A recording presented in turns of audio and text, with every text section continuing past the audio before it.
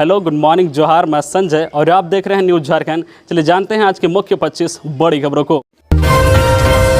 छात्रों ने सरायकेला खारसमा में 60-40 नियोजन नीति के विरोध में निकाला आक्रोश महारैली, डीसी को सौंपा ज्ञापन। Jharkhand state students union Saraikela Kharsawan ने सोमवार को विरोध रैली का आयोजन किया।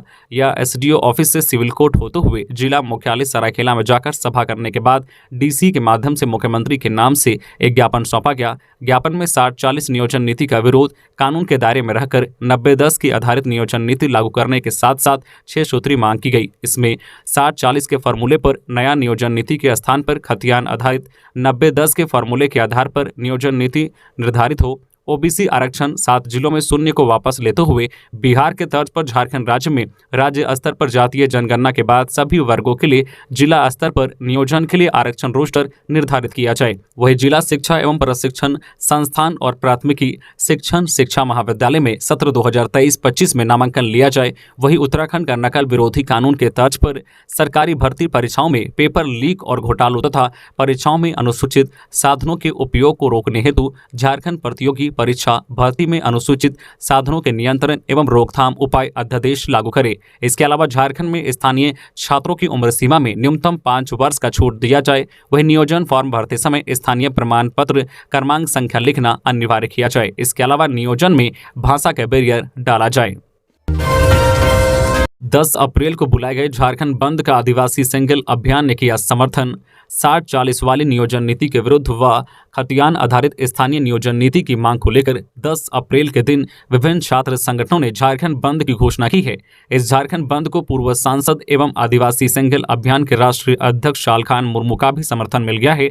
सालखान मुर्मू ने इस संबंध में कहा है कि झारखंड सरकार अभिलंब संविधान सम्मत नियोजन नीति लागू करे या प्रखंडवार नियोजन नीति लागू की जाए।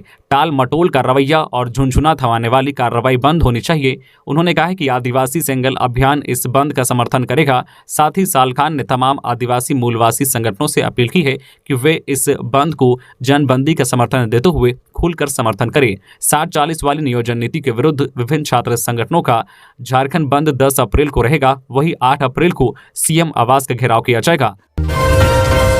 6 अप्रैल को होगी झारखंड कैबिनेट की बैठक, कई महत्वपूर्ण प्रस्तावों पर लगेगी मुहर। झारखंड कैबिनेट की बैठक 6 अप्रैल 2023 को झारखंड मंत्रालय में होगी।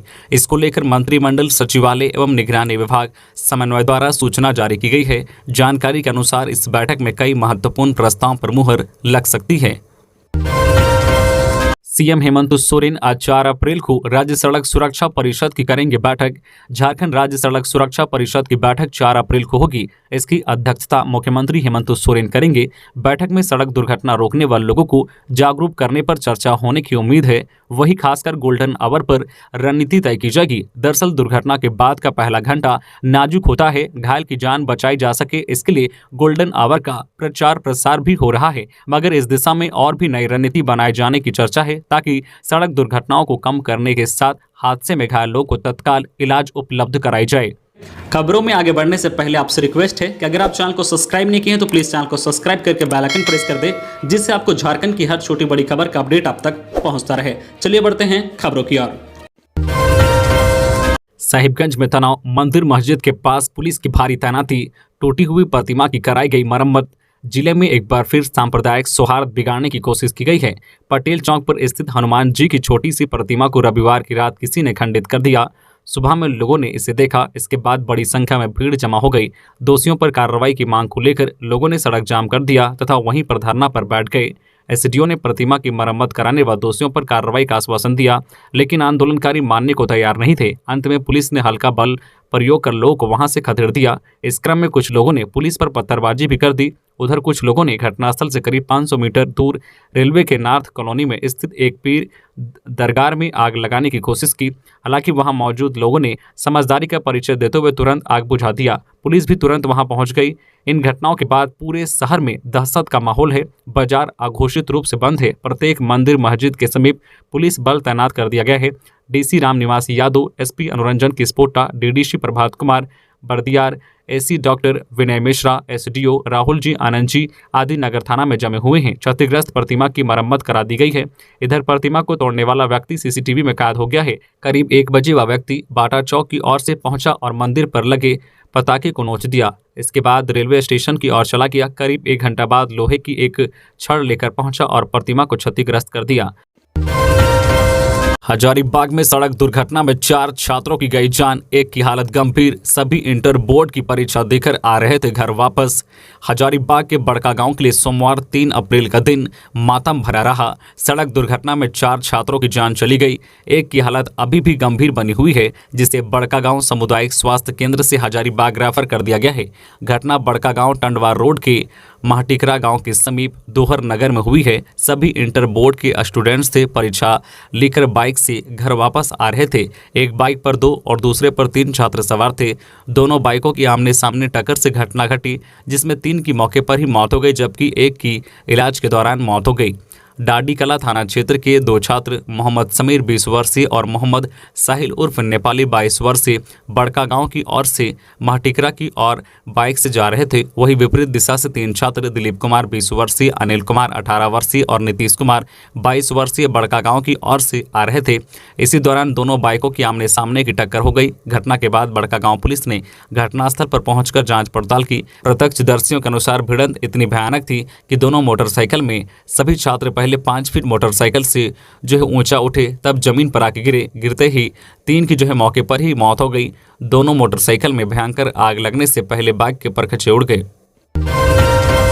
झारखंड के इतिहास में पहली बार एक साथ मारे गए 5 इनामी नक्सली। दोपहर था 25-25 लाख का इनाम। झारखंड अलग राज्य होने के बाद 5-5 इनामी नक्सलियों के मारे जाने की घटना ऐतिहासिक है। इसे ऐतिहासिक उपलब्धि कहा जा सकता है। पूर्व में इक्का दुक्का ही इनामी नक्सली मारे गए थे। पिछले 3 साल का आंकड़ा देखा जाए तो जनवरी 2020 से आज के पहले तक 30 इनामी नक्सली मारे गए थे। इनमें सर्वाधिक इनाम वाले 15-15 लाख के इनामी 2 रीजनल कमेटी सदस्यों के अलावा एक 10 लाख का इनामी जोनल कमांडर, एक 5 लाख का इनामी सब जोनल कमांडर, 5 2-2 लाख के इनामी एरिया कमांडर व 21 1-1 लाख के इनामी सदस्य शामिल थे। इन सभी नक्सलियों पर कुल इनाम 44 लाख रुपए का था। इन 3 वर्षों में एक भी 25 लाख का इनामी स्पेशल एरिया कमेटी सदस्य नहीं मारा गया था और सोमवार को मारे गए 5 नक्सलियों को मिलाकर यह संख्या 35 हो गई है। सोमवार को जो मारे गए हैं उनमें 2 स्पेशल एरिया कमेटी के सदस्य मारे गए हैं, जिन पर 25-25 लाख रुपए का इनाम था। इसके अलावा 5 सब जोनल कमांडर मारे गए हैं, जिन पर 5-5 लाख रुपए का इनाम था। यानी कुल इनाम की राशि 65 लाख रुपए है। इनाम की राशि मुठभेड़ में शामिल पदाधिकारियों व जवानों के अलावा सूचना दाता तक पहुंचेगी। 3 साल में जितने के इनामी नहीं मारे गए थे, उससे ज्यादा के इनामी एक दिन में ही ढेर हो गए हैं। इसके अलावा मुठभेड़ के बाद एक जिंदा नक्सली को भी पुलिस ने हिरासत में लिया है। उससे नक्सलियों के प्लान की जानकारी ली जा रही है। उनकी क्या योजना थी, कौन सी बड़ी घटना को अंजाम देने के लिए सभी एक जगह जुटे थे। हिरासत में लिए गए नक्सली से पूछताछ की जा रही है। 60-40 वाली नियोजन नीति का जन अधिकार पार्टी ने किया विरोध। राज्यपाल से मिलकर सौंपा ज्ञापन। सोमवार को जन अधिकार पार्टी लॉ के प्रदेश अध्यक्ष पी नेयर के नेतृत्व में एक प्रतिनिधिमंडल ने झारखंड के राज्यपाल सीपी राधाकृष्णन से मुलाकात की और उन्हें ज्ञापन सौंपा।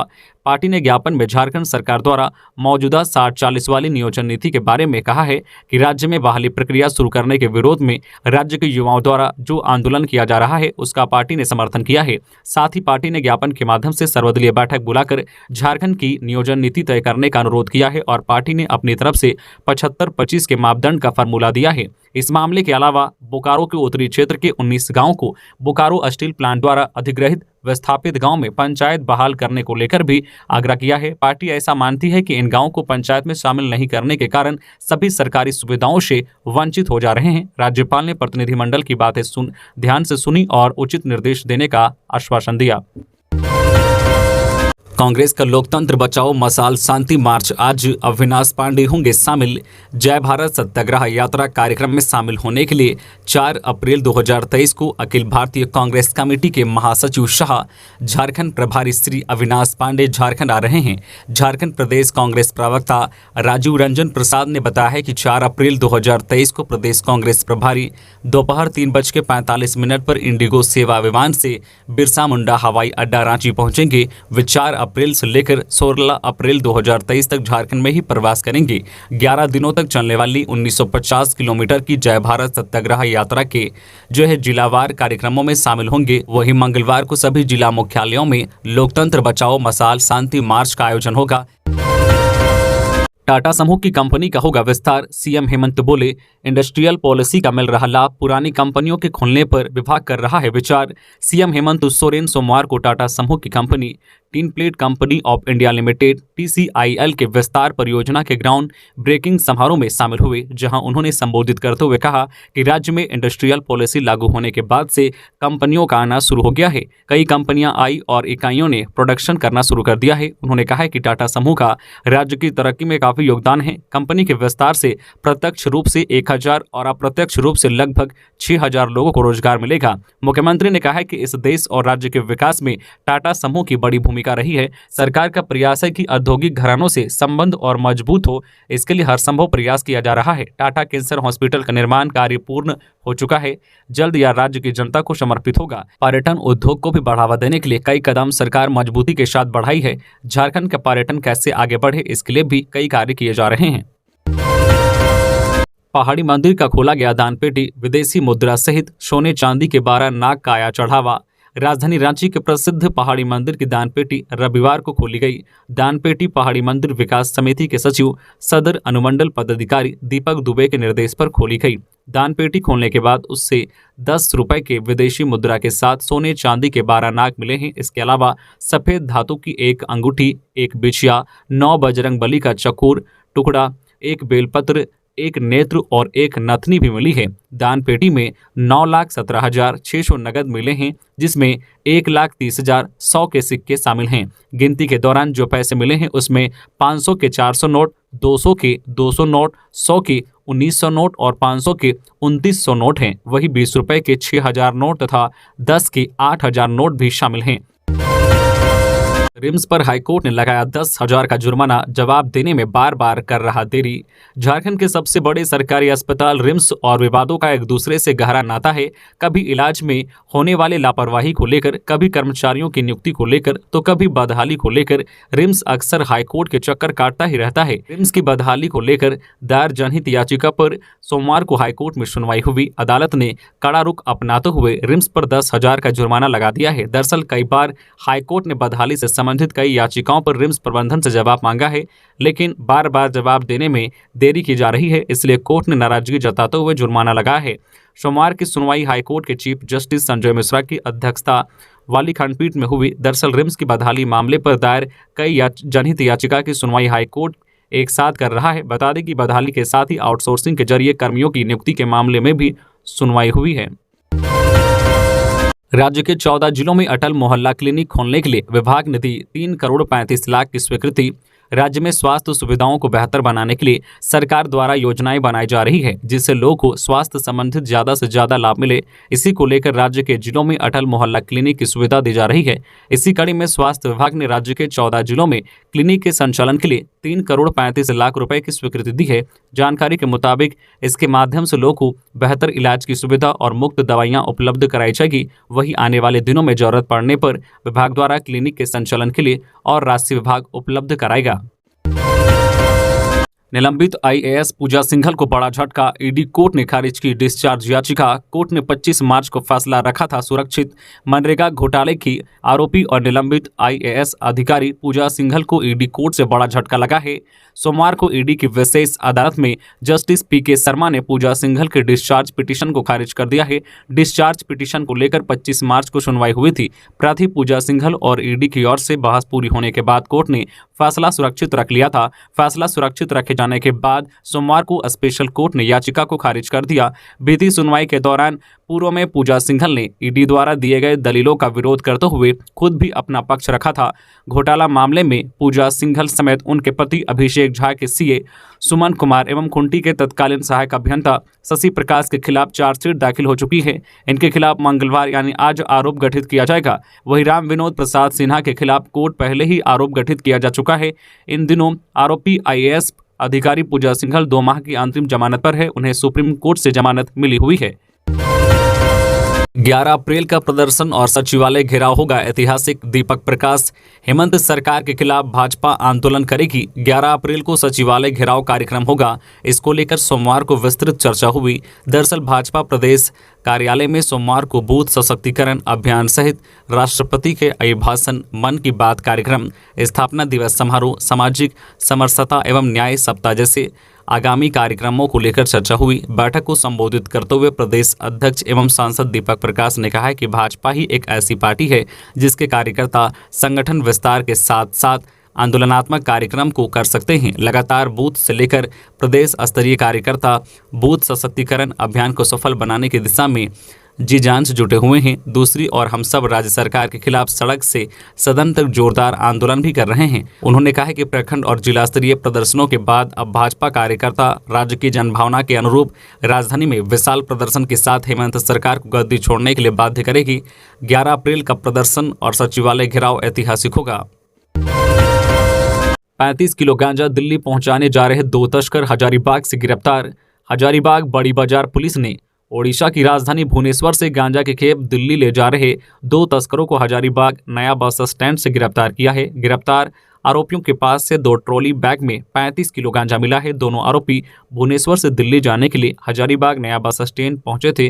गुप्त सूचना के आधार पर पुलिस ने यात्रियों के बैग की तलाशी ली तो गांजा मिला। पकड़े गए आरोपियों में एक महिला और एक पुरुष है। हाईकोर्ट ने केंद्र व राज्य सरकार को दिया निर्देश। इको सेंसिटिव जोन में चल रहे औद्योगिक इकाइयों पर लगाए रोक। झारखंड हाईकोर्ट में 3 अप्रैल सोमवार को झारखंड के इको सेंसिटिव जोन में 10 किलोमीटर की रेडियस में औद्योगिक इकाइयों को चलने से रोकने और राज्य के 9 क्षेत्रों को इको सेंसिटिव जोन घोषित करने को लेकर जनहित याचिका पर सुनवाई हुई। इस संबंध में उमाशंकर सिंह ने हाईकोर्ट में जनहित याचिका दायर की थी। मामले की सुनवाई हाईकोर्ट के चीफ जस्टिस संजय कुमार मिश्रा की अध्यक्षता वाली खंडपीठ में हुई, जिसमें कोर्ट ने केंद्र व राज्य सरकार को इको सेंसिटिव जोन में संचालित औद्योगिक इकाइयों जिन्हें national board for wild life NBWL से अनुमति प्राप्त नहीं है, उनको चलाने पर रोक लगाने का निर्देश दिया है। वही कोर्ट ने मामले में केंद्र व राज्य सरकार से जवाब दाखिल करने का निर्देश दिया है। वही मामले की अगली सुनवाई के लिए 15 अप्रैल तिथि तय की है। पलामू पुलिस और टीएसपीसी उग्रवादियों के बीच मुठभेड़। पलामू पुलिस और टीएसपीसी उग्रवादियों के बीच छतरपुर के होलसम जंगल में शशिकांत और रंजन के दस्ते से मुठभेड़ की खबर है। बताया जा रहा है कि इस मुठभेड़ के बाद उग्रवादी दैनिक उपयोग का सामान छोड़कर भाग गए हैं। चंद्रगुप्त कोयला परियोजना से विस्थापित हुए ग्रामीणों के समर्थन में आए योगेंद्र साव। कहा, उचित हक अधिकार के लिए लड़ेंगे लड़ाई। केरेडारी प्रखंड के ग्राम बजरा के वे लोग जो चंद्रगुप्त कोयला परियोजना से विस्थापित हो गए हैं, उन्होंने सोमवार को दुर्गा मंदिर प्रांगण में बैठक की। इसमें मुख्य रूप से पूर्व मंत्री योगेंद्र साव शामिल हुए। योगेंद्र साव ने कहा है कि रायतों की मांगों को पूरा करने के लिए ग्रामीणों की सहायता से विस्थापन की लड़ाई लड़ी जाएगी। ग्रामीणों को उचित हक एवं अधिकार दिलाया जाएगा। ग्रामीणों को एकजुट होकर यह लड़ाई लड़नी होगी, तभी कंपनी से लोग को उचित हक अधिकार मिल पाएगा। योगेंद्र साव ने कहा है कि विगत दिनों चंद्रगुप्त परियोजना के लिए की गई पर्यावरणीय लोक सुनवाई विस्थापित क्षेत्र से दूर ग्राम पगार में की गई, जिसका विस्थापित जो है भूरैयत विरोध कर रहे हैं। लोग की मांगों को सुना नहीं गया, वह अपनी बातों को अधिकारियों तक पहुंचा नहीं पाए। पूर्व मंत्री एवं जो है समस्त ग्रामीणों ने विगत दिनों हुए ग्राम सभा व पर्यावरणीय लोक सुनवाई को रद्द करने एवं जो है जमीन का नया सर्किल रेट तय करते हुए वर्तमान दर पर मुआवजा 2013 भूमि अधिग्रहण अधिनियम के तहत करने की मांग की। मुख्यमंत्री हेमंत सोरेन खान लीज आवंटन मामला। हाईकोर्ट ने ईडी और राज्य सरकार से मांगा जवाब। 1 मई को होगी अगली सुनवाई। झारखंड हाईकोर्ट के चीफ जस्टिस संजय कुमार मिश्रा की अध्यक्षता वाली खंडपीठ में सीएम हेमंत सोरेन के खान आवंटन मामले की सुनवाई हुई। सुनवाई करते हुए खंडपीठ ने राज्य सरकार और ईडी को जवाब दाखिल करने को कहा है।